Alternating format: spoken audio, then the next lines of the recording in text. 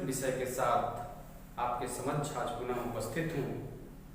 कुमार संभवम महाकाव्य के प्रथम सर्ग के आज कुछ श्लोकों को लेकर के 31, 32 और 33 नंबर के श्लोक को आज हम इस क्लास में पढ़ेंगे। जैसा कि आप जान रहे हैं कि विश्वविद्यालय के द्वारा बीए प्रथम वर्ष में कुमार संभवम महाकाव्य के प्रथम सर्ग को निर्दिष्ट किया गया है। उसी तथ्य को हम क्रम से 1, 2, 3, 4, 5, 6 ऐसे क्रम से पढ़ते पढ़ते आज हम 31, 32 और 33 नंबर के श्लोक तक पहुंच गए हैं। जैसा कि आप जान रहे हैं कि कुमार संभवम महाकाव्य उपजाति छंद में लिखा गया है। उपजाति छंद इंद्र बजरा और उपेंद्र बजरा बार बार आपको बताते हैं। जब छंद पढ़ाया जाएगा तो छंद में आपको यह बताएंगे भी कि उपजाति क्या है, इंद्र बजरा क्या है, उपेंद्र बजरा क्या है, सबके लक्षण और उदाहरण आपको पढ़ेंगे हम। लेकिन अब हम यहाँ सस्वर वाचन इन श्लोकों का कर लेते हैं। आइए आप साथ में सस्वर मिलाकर के वाचन करते रहिए, जिससे आपका प्रैक्टिस भी होता रहेगा। असंभृतं मंडनं अंगयश्चे रनास्य वाक्यं कर्णं मदस्य।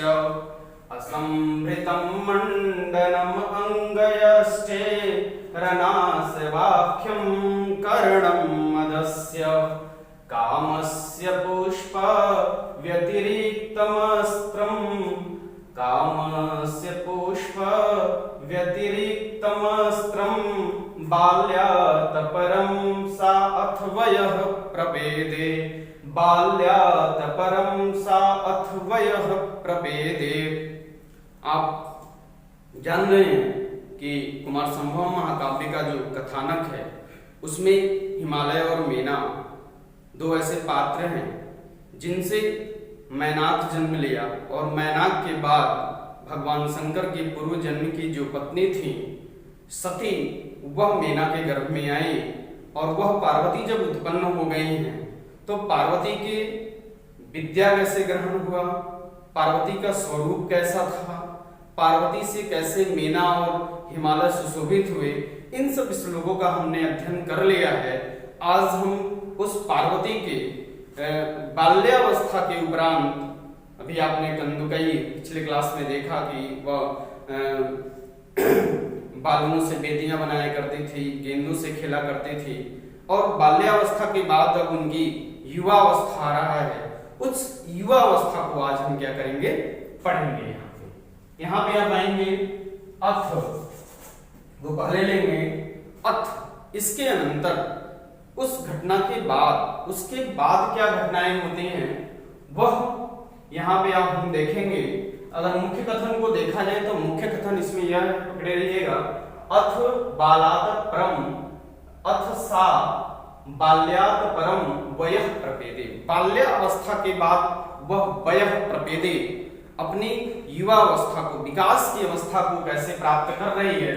वयः शब्द का ही यहाँ पे यह हम कहें तो विशेषण दिया गया है। असंभृतं मंडनम अंगयश्चे रणास वाक्यम कर्णम मदस्य और कामस्य पुष्प व्यतिरिक्तम अस्त्रम। यह तीन जो है वह वयः के लिए ही प्रयोग किए गए हैं। कैसे?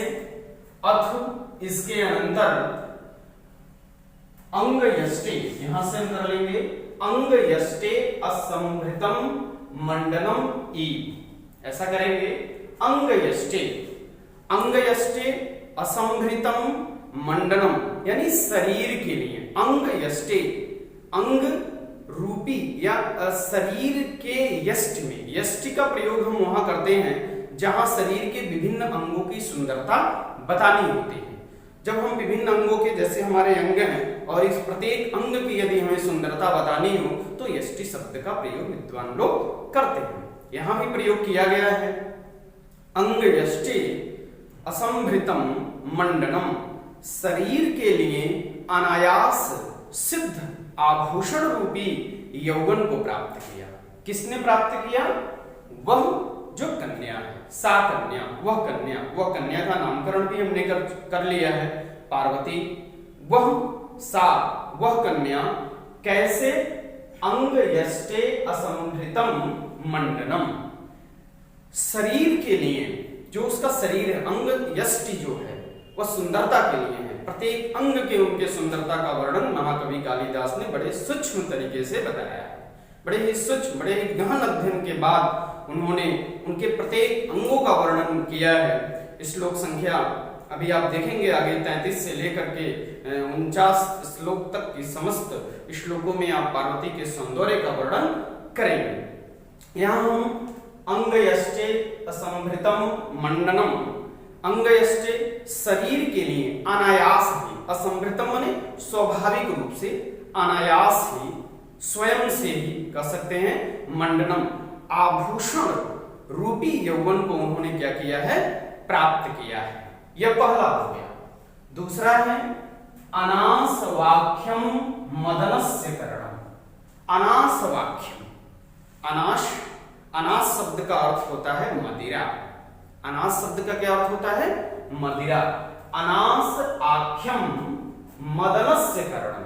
मदनस्य कामदेव के लिए प्रयोग किया गया है कि जो अनास है, जो मदिरा है, मदिरा अनास यानी मदिरा नाम न होने पर भी वह क्या करते हैं, मदस्य, मद को उत्पन्न करते हैं। हम जानते हैं कि मदिरा सेवन के बाद ही हमारे अंदर मद आता है, हमारे अंदर वह सभी प्रकार के मद हमारे अंदर उत्पन्न हो जाते हैं मदिरा को पीने के बाद।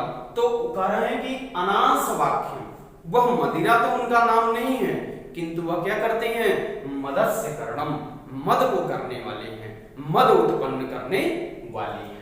उनका जो युवावस्था है वह मद को उत्पन्न करने वाला है। तीसरा कहा कामस्य पुष्प व्यतिरिक्तम अस्त्रम।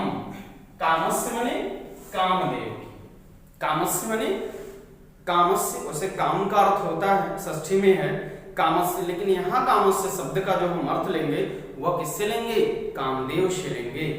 कामदेव, कामस्य कामदेव, पुष्प व्यतिरिक्तम, पुष्प कामदेव के हम जानते हैं कि पंच बाण हैं, उनके पुष्प के वह बाण हैं, वह कमल से है, नील कमल से है, अशोक से है, आम्र से है, नवमल्लिका से है, नीलोत्पल से है। ऐसे जो उनके 5 बाण हैं, उन बाणों से भी बढ़ करके, उन बाणों से भी बढ़ करके वह एक एक बाण अपना चलाते हैं मनुष्य के ऊपर और वह काम भाव में वह मनुष्य चला जाता है। उसी प्रकार से कामस्य पुष्प व्यतिरिक्तम अस्त्रम, उस अस्त्र से भी वह बढ़ करके है। क्या बढ़ करके है, बाल्यात् परम सा अथवयः प्रपेदे। बाल्यात् परम, बाल्या अवस्था के बाद, अपर उसके बाद क्या, वयः प्रपेदे, जब उनकी युवावस्था आई तो वह युवावस्था कैसी थी, तो कहा कि अंगयष्टे असंभृतम मंडनम, वह शरीर के लिए अनायास सिद्ध आभूषण रूपी यौवन को प्राप्त किया। दूसरा कहा अनास वाक्यम मदस्य करणम, वह मदिरा न होते हुए भी मद उत्पन्न करने वाली युवावस्था को प्राप्त किया। और तीसरा कहा कि यह सर्वश्रेष्ठ है, कामस्य पुष्प व्यतिरिक्तम अस्त्रम, उस कामदेव के पुष्प के बाणों से भी बढ़ करके उस युवावस्था को उन्होंने सा बालाद परम वयः प्रपेदे, उस युवावस्था को उन्होंने क्या किया, प्राप्त किया। किसने प्राप्त किया, पार्वती ने प्राप्त किया। यहां तक ठीक है। इसके बाद हम दूसरे श्लोक को देखते हैं जो 32 नंबर का श्लोक है कुमार संभव महाकाव्य का। इसमें महाकवि कालिदास ने उनके शरीर के अंगों की ही शोभा बताया है कि कैसे वह नई युवावस्था में, नव यौवनम विभक्तम, नए युवावस्था में किस प्रकार से उनका शरीर, 2 उपमाओं के द्वारा उनके शरीर का वर्णन प्रस्तुत श्लोक में महाकवि कालिदास ने किया है। कैसे, पहले इसका हम सस्वर वाचन कर लेते हैं। उन्मीलितं तु लिकएव चित्रं सूर्यासुभिन्नमिवारविन्दम्। उन्मीलितं तु लिकेव चित्रं सूर्यासुभिन्नमिवारविन्दम्। बभूव तस्या बभूव तस्य चतुरस्य शोभी बपो विभक्तं नौ यौवनेन बपुः विभक्तं नौ यौवनेन। नई युवावस्था में जब मनुष्य की या किसी की भी नई युवावस्था आती है, नौ यौवनेन विभक्तम, नए यौवन से विभक्त यानी अलग अलग अंगों में अभिव्यंजित, अलग अलग अंगों में नव यौवनेन को अलग कर लेंगे। इसमें मुख्य कथन जो है वह है नव यौवनेन विभक्तम तस्याह चतुरस्य शोभी।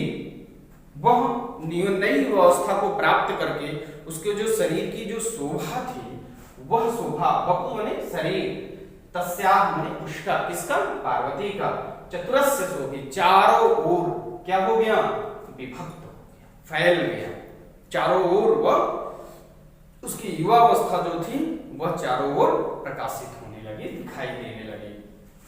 इसमें हम दो उपमाओं के द्वारा कालिदास ने बताया है। एक बताया है कि तूलिकयाः उन्मीलितम चित्रम इव। एक उपमा तो इन्होंने यह दिया है, तूलिकया उन्मीलितम चित्रम इव, एक उपमा हो गया। दूसरा उपमा उन्होंने दिया सूर्या सुभी, यहां से हम अलग कर लेंगे तो सूर्या सुभी भिन्नम अरविंदम इव, यह दूसरा उपमा दिया। अब इसका अर्थ भी हम जानेंगे। पहले नव यौवनेन विभक्तम तस्याः, नव यौवनेन विभक्तम, नए यौवन से विभक्त, अलग अलग अंगों में अभिव्यंजित, यह हो जाएगा नव यौवनेन विभक्तम का अर्थ हो गया। नव यौवनेन विभक्तम, नए यौवन से विभक्त। क्या, कैसे विभक्त, तस्याह, उसका, बपुः माने शरीर, यहाँ पे बपुः दिया हुआ है, बपुः शब्द का अर्थ क्या होगा, शरीर होगा। नई युवा अवस्था से नए यौवन में विभक्त, तस्याह उसका शरीर, कैसे उसके शरीर में नई अवस्था आई है यह उन्होंने बताया। तूलिकैव उन्मीलितम चित्रमिव, उसी प्रकार से जैसे तूलिकया, तूलिका हम कहते हैं जो चित्रकार होता है, जो अपने, तूलिका शब्द का वैसे मूल अर्थ देखा जाए तो कूंची होता है। आप जानते होंगे कि जो प्राचीन समय में कूंची बनाया जाता था, मूंज इत्यादि का, वह कूंची, लेकिन अब वह धीरे धीरे परिवर्तित होते होते ब्रश में आ गया है। ब्रश, वह ब्रश करने वाला नहीं, जो चित्रकार प्रयोग करते हैं उस ब्रश के बारे में महाकवि कालिदास ने यहाँ पे बताया। तो तूलिका शब्द का प्राचीन अर्थ देखेंगे तो कूंची होगा, लेकिन क्योंकि कूंची का प्रयोग अब समाप्त हो गया है, अब हम प्रयोग करते हैं ब्रश का, और वह चित्रकार जिस ब्रश से क्या करता है, उन्मीलितम चित्रम इव, जिससे वह, उन्मीलितम शब्द का अर्थ होगा रंगों से बनाए गए, रचित भी कर सकते हैं। उन्मीलितम शब्द का अर्थ क्या कर सकते हैं, रचित भी कर सकते हैं। रंग जिससे भरता है, किससे भरता है, तूलिकया, तूलिकयाः उन्मीलितम चित्रम इव, जैसे चित्र में, जिस प्रकार से चित्र में वह रंगों को भरता है, किससे, अपने तूलिकया से, वैसे ही मानो इसके नई युवा अवस्था में वह प्रत्येक अंगों में वह रंग क्या हुए थे, भरे हुए थे। दूसरा उपमा इन्होंने दिया सूर्या शुभि, सूर्या शुभि, सूर्य मने होता है सूर्य, शुभि मने किरणें, सूर्य की किरणों से, जिस प्रकार से सूर्या शुभि, सूर्य के किरणों से भिन्नम अरविंदम, भिन्नम मने होता है खिले हुए, भिन्न भिन्न किए हुए, जैसे कमल कैसे रहता है, अरविंदम, अरविंदम शब्द का मूल अर्थ होगा कमल, कमल ऐसे संकुचित रहते हैं, और ज्यों ही सूर्याशुभि पड़ता है, ज्यों ही सूर्य का प्रकाश उनके ऊपर पड़ता है, वह कमल क्या हो जाते हैं, खिल जाते हैं। वही कहा है भिन्नम, भिन्न भिन्न हो जाते हैं, खिले हुए कमल के समान। जब कमल खिला हुआ होता है तो बड़ा सुंदर लगता है, अच्छा लगता है, वैसे ही सूर्याशुभि भिन्नम अरविंदम इव, उस सूर्याशुभि से, सूर्य की किरणों से, सूर्य की किरणें पड़ने से जिस प्रकार से खिले हुए कमल के समान उसका जो यौवन है वह क्या होता है, विकसित हो रहा है, विभूषित हो रहा है, वैसे ही दो उपमाओं के द्वारा, एक तूलिका के द्वारा और दूसरा सूर्याशुभि के द्वारा कवि ने यह बताया है कि जैसे सूर्य के प्रकाश पड़ने से वह कमल खिल जाता है और जिस प्रकार से तूलिका से रंग भरते भरते वह संपूर्ण अंगों का चित्रण उकेरता है, वहां बनाता है चित्रकार, वैसे ही इसका जो शरीर है, इसका जो बपु है वह चतुरस्य शोभित बपु, चारों ओर क्या हुआ, सुशोभित हुआ, शोभी बभू, बभू भू धातु लिट लकार में बभू होगा, बभू माने हुआ, कैसा हुआ, विभूषित हुआ, कहाँ हुआ, चतुर, चारों दिशाओं में। मैं नहीं लगता कि कहीं कोई कंफ्यूजन यहाँ होना चाहिए। अब हम अगले श्लोक की तरफ चलते हैं। इसमें श्लोक संख्या 33 जो है वह 33 श्लोक पार्वती के अब स्वरूप का वर्णन करेगा, पार्वती के स्वरूप का वर्णन करेगा। अब 33 से लेकर के 49 तक हम पार्वती के प्रत्येक अंगों का वर्णन पढ़ने को हमें मिलेगा कि पार्वती जो साकन्या थी, जो कन्या उत्पन्न हुई है मेना से, उसके शरीर की शोभा कैसी है, उसके प्रत्येक अंगों की शोभा कालिदास ने बड़े सूक्ष्म तरीके से, महाकवि कालिदास ने प्रथम सर्ग में रखा है। पहले इसका हम सस्वर वाचन कर लेते हैं। अभ्युन्नतांगो नख प्रभावी निर्क्षेपणात् रागमिवोदगिनन्तौ अजहन्तु तचरणौ पृथिव्याम् अस्थलारविन्दं श्रियं व्यवस्थायाम्, अस्थलारविन्दं श्रियं व्यवस्थाम्।